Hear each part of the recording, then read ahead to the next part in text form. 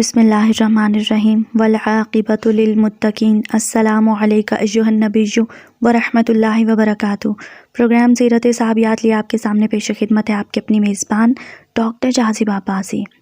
آج ان صحابیہ کی سیرت میں آپ کے سامنے پیش کرنے جا رہی ہوں۔ ان صحابیہ کا نام ہے حضرت رقیہ رضی اللہ تعالیٰ عنہا۔ مشہور روایت کے مطابق حضرت رقیہ رضی اللہ تعالیٰ عنہا رسول اللہ صلی اللہ علیہ وسلم کی دوسری صاحبزادی ہیں جو قبل نبوت میں پیدا ہوئیں۔ حضرت رقیہ رضی اللہ تعالیٰ عنہ کی شادی پہلے ابو لہب کے بیٹے عتبہ سے ہوئی۔ یہ قبل نبوت کا واقعہ ہے۔ آپ صلی اللہ علیہ وسلم کی تیسری صاحبزادی ام کلثوم کی شادی ابو لہب کے دوسرے بیٹے عتیبہ سے ہوئی تھی۔ جب آپ صلی اللہ علیہ وسلم کی بعثت ہوئی اور آپ صلی اللہ علیہ وسلم نے دعوت اسلام کا باقاعدہ اظہار فرمایا تو ابو لہب نے بیٹوں کو جمع کر کے کہا، اگر تم محمد صلی اللہ علیہ وآلہ وسلم کی بیٹیوں سے علیحدگی اختیار نہیں کرتے تو تمہارا میرے ساتھ اٹھنا بیٹھنا حرام ہے۔ دونوں بیٹوں نے باپ کے حکم کی تعمیل کی۔ حضرت صلی اللہ علیہ وسلم نے حضرت رقیہ رضی اللہ تعالیٰ عنہ کی شادی حضرت عثمان رضی اللہ تعالیٰ عنہ سے کر دی۔ نبوت کے 5ویں سال حضرت عثمان رضی اللہ تعالیٰ عنہ نے حبشہ کی طرف ہجرت کی۔ حضرت رقیہ رضی اللہ تعالیٰ عنہ بھی ساتھ گئیں۔ جب واپس آئیں تو مکہ کی سرزمین میں پہلے سے زیادہ خونخواری تھی، چنانچہ دوبارہ ہجرت کی مدت تک آپ صلی اللہ علیہ وسلم کو ان کا کچھ حال معلوم نہ ہوا۔ ایک عورت نے آ کر خبر دی کہ میں نے ان دونوں کو دیکھا ہے۔ آپ صلی اللہ علیہ وآلہ وسلم نے دعا دی اور فرمایا کہ ابراہیم علیہ السلام اور لوط علیہ السلام کے بعد عثمان رضی اللہ تعالیٰ عنہ پہلے شخص ہیں جنہوں نے بی بی کو لے کر ہجرت کی ہے۔ اس مرتبہ حبشہ میں زیادہ عرصہ تک مقیم رہیں۔ جب یہ خبر پہنچی کہ آپ صلی اللہ علیہ وسلم مدینہ منورہ کی طرف ہجرت کرنے والے ہیں تو چند بزرگ جن میں حضرت عثمان رضی اللہ تعالیٰ عنہ اور حضرت رقیہ رضی اللہ تعالیٰ عنہ بھی تھیں، مکہ آئے اور آپ صلی اللہ علیہ وسلم کی اجازت سے مدینہ منورہ کی طرف ہجرت کی، جہاں انہوں نے حضرت حسان کے بھائی اوس بن ثابت کے گھر قیام کیا۔ 2 ہجری غزوہ بدر کا سال تھا۔ حضرت رقیہ رضی اللہ تعالیٰ عنہ کے جسم پر دانے نکلے اور نہایت سخت تکلیف ہوئی۔ آپ صلی اللہ علیہ وسلم اس زمانے میں بدر کی تیاریاں کر رہے تھے۔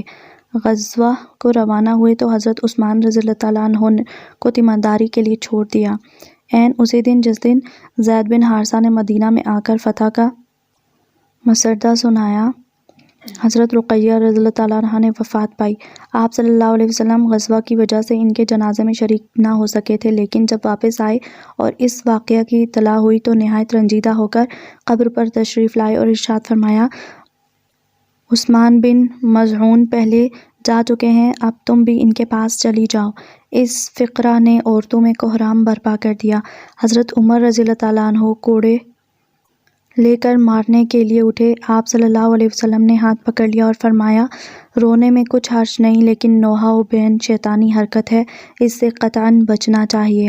سیدہ عالم حضرت فاطمہ رضی اللہ تعالیٰ عنہ بھی بارگاہ نبوی میں حاضر ہوئیں۔ وہ قبر کے پاس بیٹھ کر روتی جاتی تھیں اور حضرت صلی اللہ علیہ وسلم کپڑے سے ان کے آنسو پونچھتے جاتے تھے۔ حبشہ کے زمانہ قیام میں ایک لڑکا پیدا ہوا جس کا نام عبداللہ تھا۔ حضرت عثمان رضی اللہ تعالیٰ عنہ کی کنیت ابو عبداللہ اسی کے نام پر تھی۔ 6 سال تک زندہ رہا۔ عبداللہ کے بعد حضرت رقیہ کی کوئی اولاد نہیں ہوئی۔ حضرت رقیہ خوبرو اور موزوں اندام تھیں۔ زرقانی میں ہے، کانت بحرۃ الجمال، وہ نہایت جمیل تھیں۔ حضرت رقیہ رضی اللہ تعالیٰ عنہ اپنے بابا حضرت محمد صلی اللہ علیہ وسلم سے شدید محبت کرتی تھیں۔ اسلام کی سربلندی کے لیے حضرت رقیہ رضی اللہ تعالیٰ عنہ نے حضرت عثمان رضی اللہ تعالیٰ عنہ کے ساتھ مل کر نہایت جدوجہد کی۔ حضرت رقیہ رضی اللہ تعالیٰ عنہ حضرت عثمان رضی اللہ تعالیٰ عنہ کی نہایت فرمانبردار اور باوفا بیوی تھیں۔ جی جناب، تو یہ تھا آج کا پروگرام۔ آج کا پروگرام آپ کو کیسا لگا؟ کمنٹس باکس میں اپنی رائے کا اظہار ضرور کیجیے گا۔ اپنا بہت خیال رکھیے گا، دعاؤں میں یاد رکھیے گا۔ اللہ پاک ہم سب کو سیرت صحابیات پڑھنے، سننے اور اس پر عمل کرنے کی توفیق عطا فرمائے۔ وما علینا الا البلاغ المبین۔